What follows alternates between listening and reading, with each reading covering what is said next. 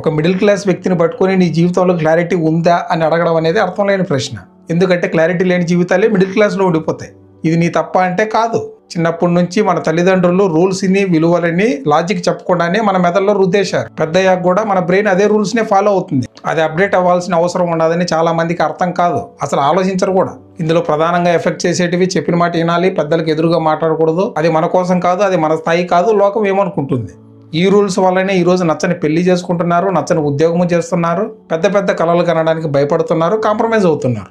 ఈ విషయంలో పేరెంట్స్ చేసింది తప్పు అంటే తప్పు కాదు. చిన్నపిల్లలకి లాజిక్ ఉండదు, రిస్క్ ఏంటో అర్థం కాదు. దీనికోసమే పెద్దలు లాజిక్ చెప్పకుండా డైరెక్ట్గా మూత్ర వేసేస్తారు. ఎందుకంటే పిల్లలకి భద్రత కల్పించాలి కాబట్టి సేఫ్టీ సాఫ్ట్వేర్ని పిల్లల బ్రెయిన్లో ఇన్స్టాల్ చేస్తారు. పెద్దయ్యాక అదే వాడితే వర్కౌట్ అవ్వదు. పెద్దయ్యాక మనకు కావాల్సింది డెసిషన్ సాఫ్ట్వేర్. ఎందుకంటే పాత రూల్స్ ఇప్పుడు మనకు వర్కౌట్ అవ్వవు.